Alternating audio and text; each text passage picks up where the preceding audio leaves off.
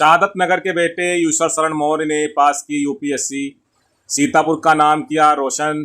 जनपद सीतापुर के मिश्रिक ब्लॉक की ग्राम पंचायत शहादत नगर के लाल यूसर शरण मौर्य ने यूपीएससी परीक्षा पास कर ली। उनकी इस उपलब्धि से पूरे क्षेत्र में जश्न का माहौल बना हुआ है।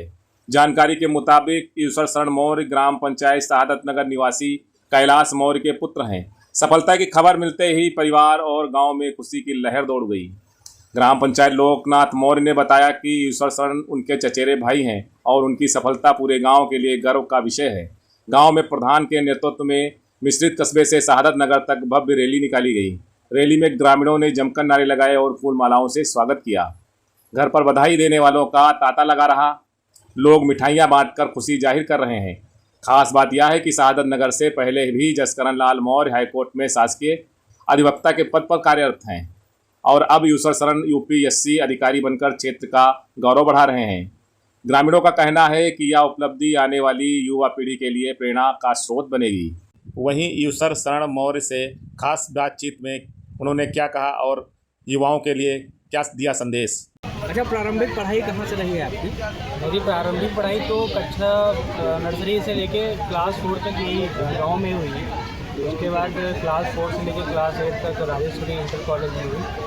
उसके बाद 9 से लेके 12 तक की मेरी पढ़ाई भगवान मेमोरियल इंटर कॉलेज से हुई। उसके बाद मैंने ग्रेजुएशन लखनऊ विश्वविद्यालय से किया।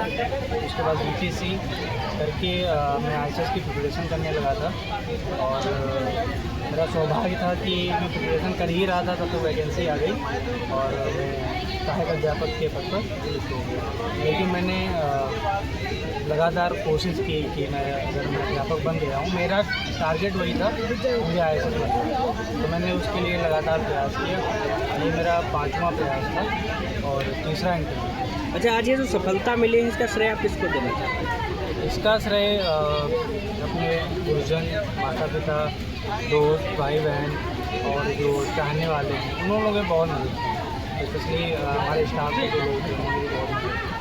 अच्छा, किसान परिवार से है, आप गांव से निकल करके सफलता हासिल की है, तो जो युवा हैं उनको आप क्या मैसेज देना चाहेंगे? मेरा मैसेज तो यही है कि जैसे आपको अगर कोई लक्ष्य आपने निर्धारित किया है, अगर आपको कुछ बनना है, मान लीजिए आप डॉक्टर बनना चाहते हैं, आईएएस बनना चाहते हैं, तो आपके दिमाग में होना चाहिए कि हाँ मुझे बनना है और उसके लिए आपको प्रयास करना पड़ेगा, मेहनत करनी पड़ेगी। केवल सोचने से नहीं होगा, आपको कम से कम 8 से 10 घंटा डेली पढ़ना पड़ेगा। कंसिस्टेंसी बहुत ज़रूरी है। ये नहीं कि आप 2 दिन तो पढ़ते हैं, आधा घंटा, 8 घंटे, 10 घंटे, उसके बाद 2 दिन गैप ले लेते हैं, तो इससे दिक्कत नहीं हो पाएगा। अच्छा, ग्रामीण क्षेत्र में मूलभूत सुविधाएं कम होती हैं, कोचिंग की व्यवस्था नहीं होती है, आप इन सब चीज़ों से निकल करके वहाँ तक पहुँचे हैं, तो क्या कहेंगे?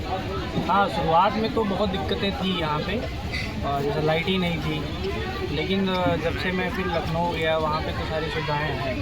तो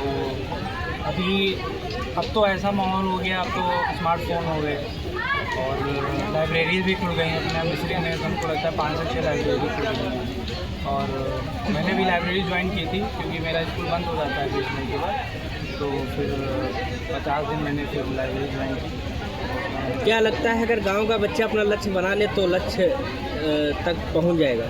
बिल्कुल पहुंच सकता है। मुझे लगता है कि अगर मैं पहुंच गया हूं तो बाकी लोग भी पहुंच सकते हैं, क्योंकि अब तो बहुत सारी सुविधाएं हैं और लाइब्रेरी भी है, स्मार्टफोन है और अच्छे टीचर्स भी अवेलेबल हैं, गाइडेंस भी लोगों को मिल जाता है। मैं तो यहाँ तक बिना गाइडेंस के ही पहुँचा हूँ, सहायक अध्यापक भी बना, तो बस ये था कि यहाँ बीटीसी कर लेंगे, वैकेंसी आएंगी, मतलब गाइड करने वाला कोई नहीं था। अब तो गाइडेंस भी लोगों को मिल जाता है, यूट्यूब पे आप देख सकते हैं क्या हमें करना चाहिए। पूरा गांव आपके स्वागत के लिए एकत्रित हुआ है, आपको सम्मान दिया है, तो इसके लिए हम तहे दिल से सबका धन्यवाद देते हैं। सब लोग आए और सपोर्ट किए।